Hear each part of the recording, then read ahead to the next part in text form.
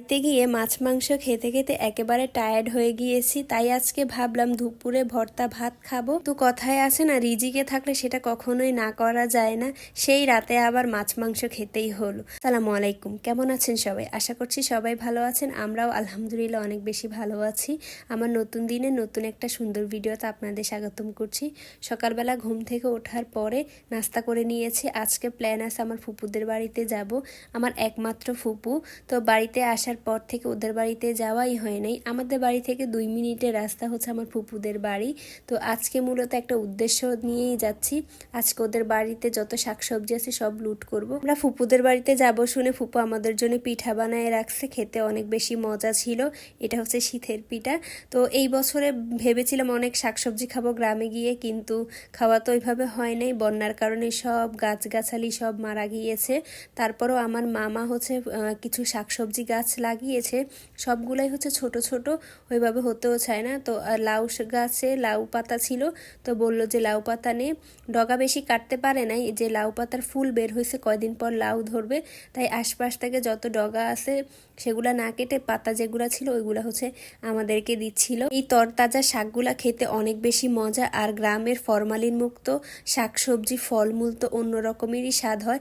আসলে গ্রামের সব কিছুই অনেক বেশি সুন্দর। মাটির গ্রান, ফুল, হাঁটা চলা, গাছগাছালি সব কিছুই হচ্ছে আমার কাছে অন্যরকম ভালো লাগে। এই যে দেখেন গাছ লাগাইছে, গাছ সবে মাত্র উঠতেছে। যদি এই বছর বন্যা না হতো তাহলে এতদিনে কতগুলা শাক যে খেতে পারতাম সেটা বলার বাহিরে।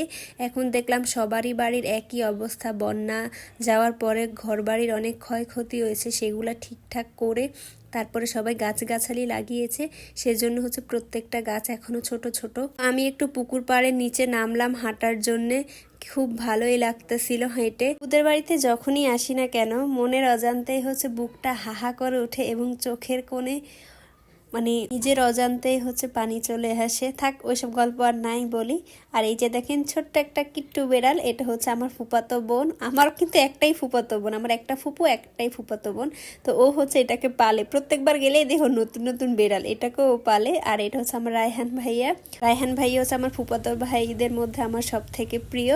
তো হচ্ছে পদ্মকে আদর করতেছিল, আর শরম পাচ্ছিল, একটু গামছা গায়ে দাও, আমি এটার ভিডিও করতেছি।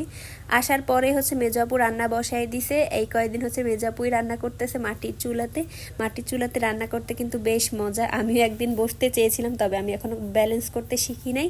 আর এই যে আমি গ্যাসের চুলার মধ্যে হচ্ছে একটু মিষ্টি কুমড়া ভাজি বসাই দিছিলাম। আজকে যেহেতু ভর্তা ভাত করব, আর আমাদের এমনিও রান্না করতে করতে লেট হয়ে গেছে, তাই গ্যাসে আমি এটা বসাই দিছি। তো এদিকে দুপুরে আপু হচ্ছে ভর্তা বানানোর জন্যে এখানে মরিচ, পেঁয়াজ, ধনিয়া পাতা সব কিছুকে ভালো করে মেখে নিচ্ছে লবণ দিয়ে।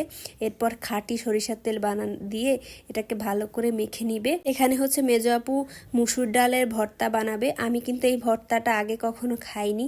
আসলে সবাইকে দেখছি এটা কমন একটা খাবার, তবে আমাদের বাসায় বানানো হয়নি, আর আমাদের ওইভাবে ডাল ভর্তাটা খাওয়া হয়নি। তো আজকে আমাদের সবারই ডাল ভর্তা খেতে ইচ্ছা করতেছিল, তো সেজন্য হচ্ছে মেজো আপু বানাইছে। তো প্রথমবার ট্রাই করতেছে, এটা কিন্তু বেশ মজা। আর এই সরিষার তেলটা একেবারে খাঁটি ছিল, সে খেতে অনেক বেশি মজা হয়েছিল।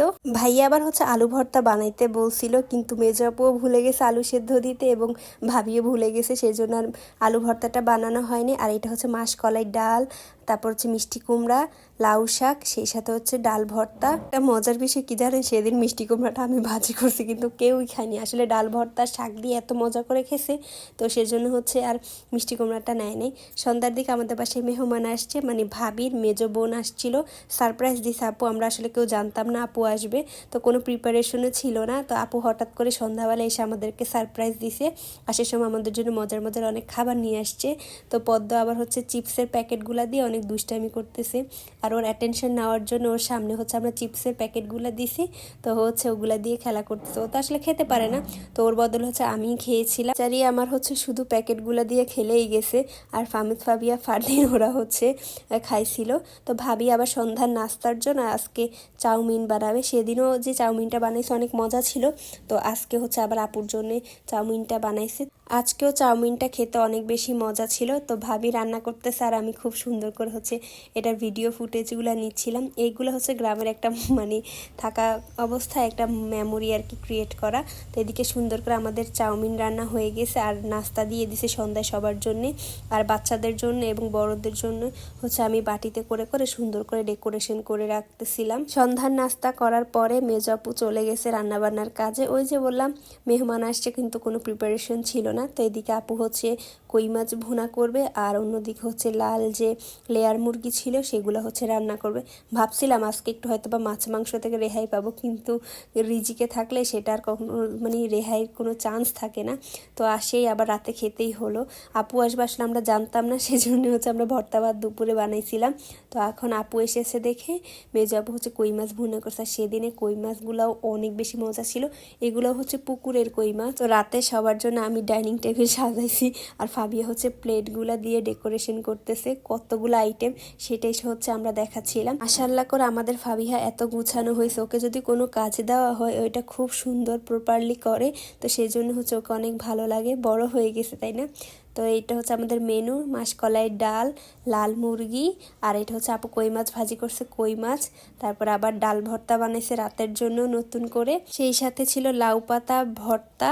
এরপর হচ্ছে দুপুরের মিষ্টি কুমড়া ভাজি, তারপর দুপুরের হচ্ছে লাউ পাতা আলু দিয়ে মাছ দিয়ে রান্না করা, আর এটা হচ্ছে মরিচ ভর্তা। সবাই মিলে অনেক মজা করে আনন্দ করে আমরা রাতের খাবারটা একসাথে খেলাম। আজকের ভিডিওটা আমি এখানেই শেষ করছি। আশা করছি ভিডিওটা আপনাদের সবার কাছে ভালো লেগেছে। সবাই ভালো থাকবেন, সুস্থ থাকবেন, আর আমার ভিডিওটা ভালো লাগলে লাইক কমেন্ট শেয়ার করবেন এবং আমার চ্যানেলটা সাবস্ক্রাইব করবেন। আল্লাহ হাফেজ।